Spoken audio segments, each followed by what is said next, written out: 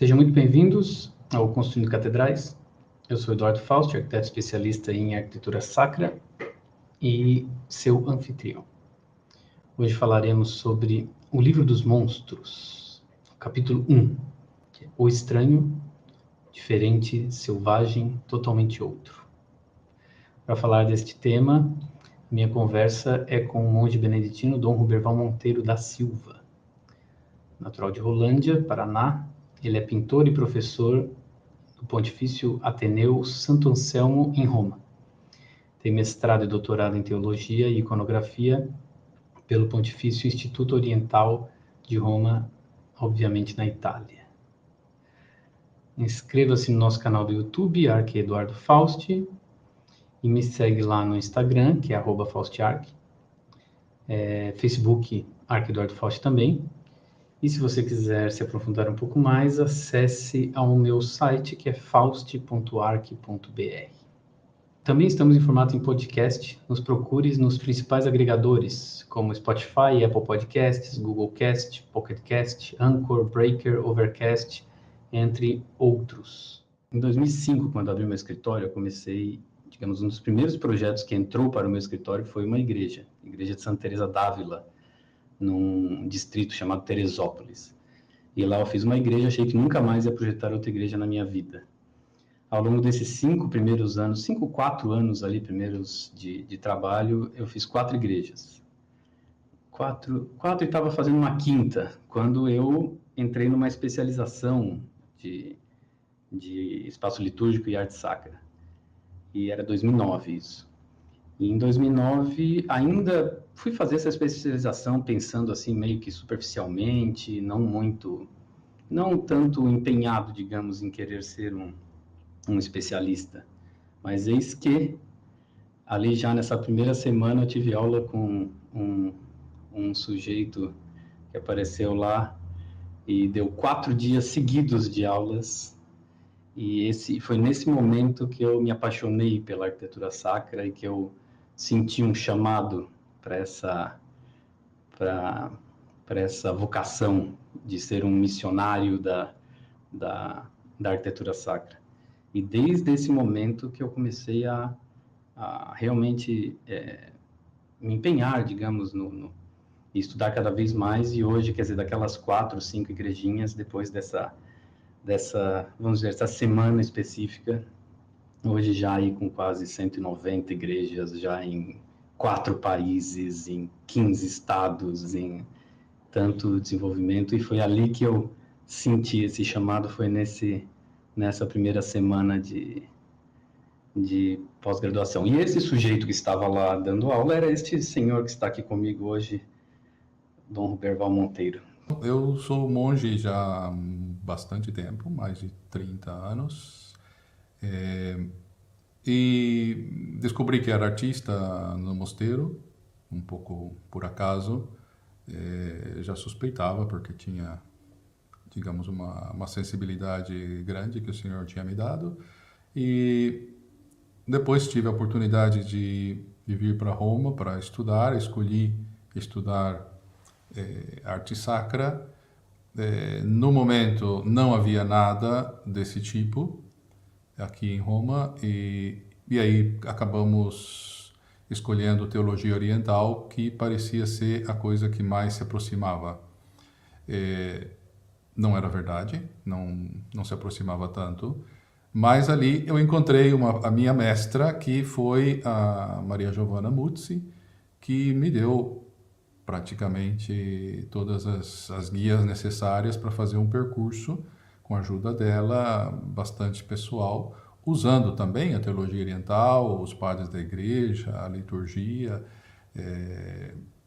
puxando, digamos, as brasas para a sardinha, digamos, daquilo que me interessava. E ali realmente começou um percurso que não termina mais, porque sempre cada detalhe puxa um outro, e as coisas vão levando a gente sempre mais longe. Como você mesmo disse, Fausto, nós não sabemos aonde vamos chegar com com essa sede, né, que a gente tem de entender e compreender melhor o que a gente está vendo ou o que a gente está fazendo. E assim eu estudei alguns anos aqui, estudei praticamente 6 anos em 3 etapas de 2 anos, sempre voltando para o Brasil, mas também sempre voltando para cá para pintar alguma igreja. Eu trabalho com isso, com pinturas de igrejas, trabalhava com isso, digamos. Agora já fazem um par de anos que eu não pinto nenhuma igreja, porque eu tenho me dedicado a ensinar aqui em Santo Anselmo. Quimeras, grifos, árpias, serafins, querubins, esfinge, serpente falante, monstros marítimos, monstros devoradores de homens, diabo. Alguns nomes de um vasto elenco de monstros que compõem a tradição judaico-cristã e a mitologia greco-romana. Qual é o primeiro conceito que precisamos saber para entender a nossa relação com estes monstros? A primeira coisa que o monstro suscita em nós é praticamente aquilo que é a essência do monstro, o ser estranho. Os monstros, para ser monstro, tem que ser estranho. Se não for estranho, não vai ser monstro. A estranheza, isso não vai fazer parte do que é cristão, mas o cristianismo vai assumir também essa dimensão, porque é profundamente sacra. Profundamente sacra. Não existe uma religião que não tenha os seus monstros. A primeira coisa que a gente precisa distinguir bastante bem, e talvez a gente vai apertar essa tecla várias vezes, é que o monstro está fora de uma jurisdição moral de certo e errado, de bom ou de mal. Ele é estranho por natureza. E como todos os símbolos, ele vai ser compreendido segundo o contexto no qual ele se encontra. Ou segundo o contexto no qual a pessoa que enfrenta o monstro, se encontra.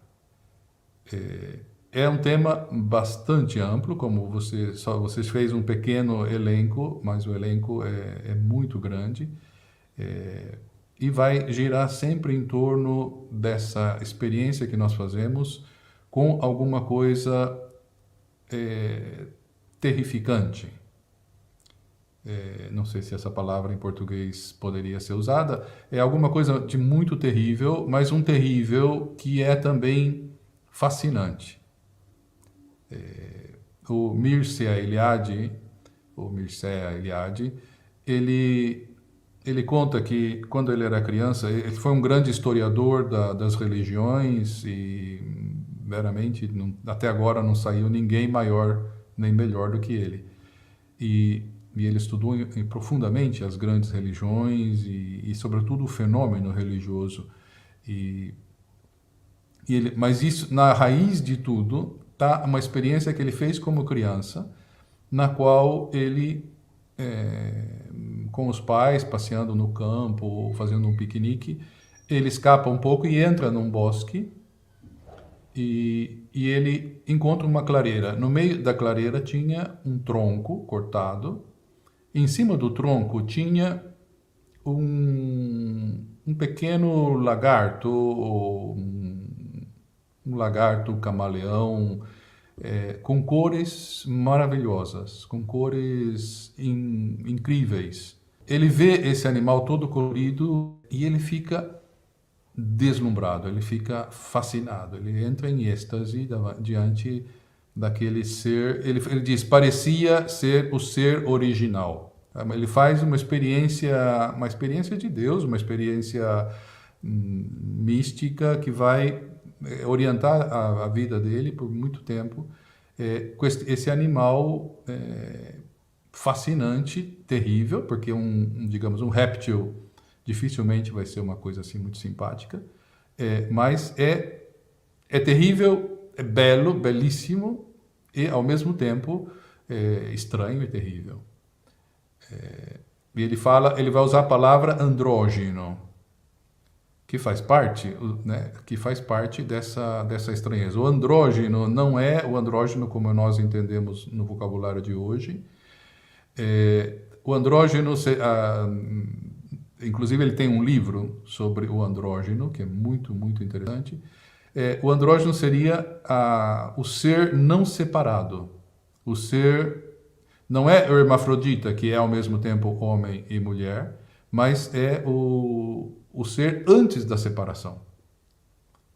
Como acontece nas mitologias em geral, nas grandes religiões, que existe um ser, na origem de tudo, tem um ser único, sem separação, ou seja, um ser perfeito que não é separado, que não é cortado ao meio, mas ele é único.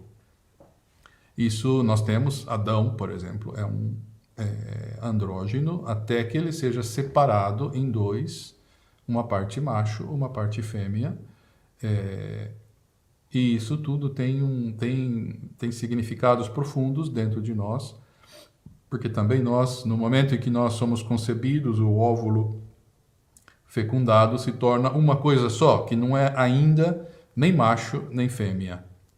Então, todas essas imagens simbólicas que nós temos fora de nós, de alguma forma refletem essa realidade nossa. E para os monstros vai funcionar mais ou menos a mesma coisa. Então, essa estranheza é uma estranheza benéfica, uma estranheza maravilhosa, porque nos faz entender que a nossa compreensão é muito estreita. Nos faz entender que o nosso intelecto, por maior que seja, ele não consegue abarcar tudo. E isso, como diz a Adélia Prado, né, ela fala, isso me faz sentir pequena de novo. E isso é muito bom. Isso é muito bom porque eu me posso inserir dentro de um organismo muito maior que eu. Então tem esse dado da estranheza do monstro, porque ele é diferente. Ele escapa do meu conhecido. E escapando do meu conhecimento, ele me propõe coisas novas. Me propõe, sobretudo, experiências novas. Né? Sentir a morte muito perto, por exemplo. A morte é um monstro. Um dos monstros, dos quais todo mundo tem medo, em geral. A experiência, por exemplo, eu quando criança fiz uma experiência com uma cascavel muito grande, que esteve a menos de 1 metro de mim, enrolada, chacoalhando o rabinho. Eu estava muito distraído em um rio, num pequeno riacho, e de repente escutei o ruído do chocalho e virei-me lentamente e vi a cascavel a menos de 1 metro de distância. Uma cascavel que devia ter pelo menos uns 2 metros de comprimento. Eu pude medir na hora que ela foi embora. E ela me olhando, mostrando a língua, e eu paralisado, completamente paralisado. E eu só me lembro da beleza. A beleza daquele animal. Um animal fascinante. Eu me lembro das cores, das escamas, das tonalidades. Me lembro de cada detalhe, porque estava muito perto. E ao mesmo tempo, como estava muito longe de qualquer lugar civilizado, eu sabia que se ela me mordesse, eu não ia sobreviver.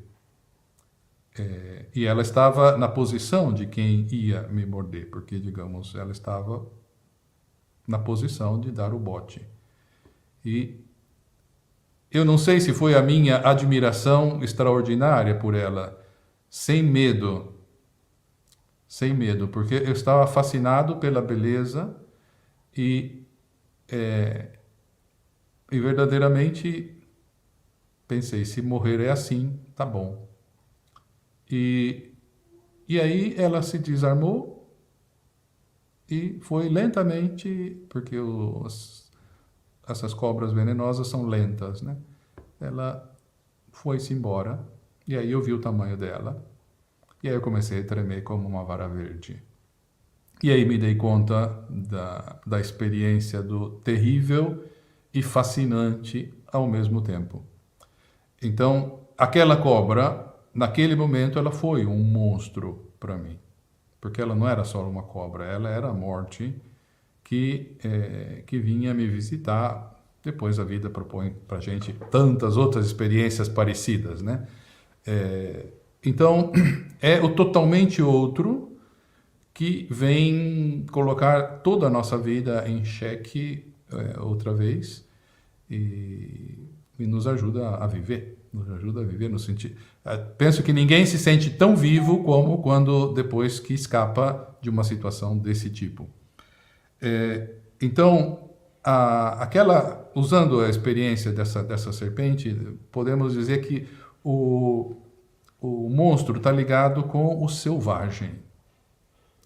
O selvagem no sentido belo e no sentido terrível que essa palavra pode conter. E por isso mesmo, muito em relação com o divino. Porque o divino, o sacro, é selvagem. É selvagem. Isso nós gostaríamos que não fosse. Nós temos uma imagem de Deus muito pasteurizada, muito, digamos, sabe, sem gordura, sem sal, sem açúcar, sem gosto, sem nada. Que nem comida dietética. Então, mas Deus não é isso, não. Deus é selvagem, Deus é terrível e é fascinante ao mesmo tempo. Talvez terrível porque fascinante, ou talvez fascinante porque terrível. E ele, por isso o monstro encarna, o monstro como símbolo, encarna essa força selvagem. Já quem gosta de psicologia, Jung fornece muito material para justamente entender esse lado selvagem da divindade, das divindades todas. Também o Deus de Israel é um Deus que tem um lado selvagem. Também o Deus de Jesus Cristo tem um lado selvagem. Esse lado selvagem não quer dizer que é bom ou mal. Lembremos sempre, o monstro não é na ordem da moralidade, ele é na ordem da natureza. Da natureza. Então, o lado terrível do Deus de Israel é o Deus que não poupa os seus filhos do sofrimento. Não é só uma mãe protetora, mas é um pai que educa. E esse lado da educação, esse lado do crescimento, Israel, nós experimentamos como um lado selvagem. Um pai que diz para o filho, não, você vai levantar, hoje está frio, mas você vai levantar e vai para a escola, porque daqui a pouco eu vou para o meu trabalho para pagar a tua escola. Então, você aprende a lutar. Naquele momento, a criança experimenta o pai como um selvagem. Né? Enquanto a mãe fala, coitadinho, está muito frio ou está chovendo. O pai diz, não, eu vou para trabalhar, você vai também. Isso é o lado paterno, que nem sempre é agradável. Né? Então, o lado selvagem seria o lado, esse lado natural, mas que nós, da nossa parte, interpretamos como selvagem. Mas ele não tem direito de me fazer sofrer assim. Como, oh Deus, meu Deus, onde estás que me abandonaste, ou que me deixa sofrer, ou etc, etc. Esse é o lado. Deus fala, não, meu filho, cresce. E isso para nós nos resulta profundamente. Tanto é que, digamos, tantas pessoas não acreditam em Deus próprio porque estão com raiva dele, porque ele é assim. E ele tranquilamente espera como um bicho selvagem, de traiçoeira, né? Já dizia o João Guimarães Rosa, Deus é um bicho traiçoeiro, justamente esperando o momento certo em que aquela selvageria vai ter sentido, vai fazer sentido. Então, nós podemos dizer que o sacro é o totalmente outro. É o totalmente outro, é o incompreensível. E isso é representado justamente o selvagem, ajuda a gente a entender o totalmente outro, alguma coisa que não é muito diferente de mim. E tudo aquilo que é muito diferente de mim me ajuda a crescer, me ajuda a crescer. O Dom Helder Câmara gostava de dizer, né, se você discorda de mim, você me faz crescer. Porque quem concorda comigo me faz ficar do mesmo tamanho. Mas quando a discordância é totalmente diferente, me faz crescer muito, né? Me faz crescer bastante. Máscaras é uma coisa que, infelizmente, na religião hebraica e no cristianismo nós não temos, mas a máscara é alguma coisa profundamente religiosa, justamente porque são máscaras de monstros em geral, né? Que nas culturas chinesa, japonesa, vietnamita, asiáticas de modo geral, africanas, sem dúvida nenhuma, as pessoas se revestem da divindade estranha. E essa divindade se mostra na sua beleza e no seu lado terrível ao mesmo tempo. Sou muito fascinado com essas máscaras africanas e asiáticas e esses rituais, digamos, litúrgicos que no Brasil, por exemplo, foram conservados nas religiões afro-brasileiras, com suas danças, com seus rituais, justamente com as suas máscaras de estranheza. Não é que eu estou justificando ou aprovando ou desaprovando nada disso, porque tudo isso está fora do quadro moral.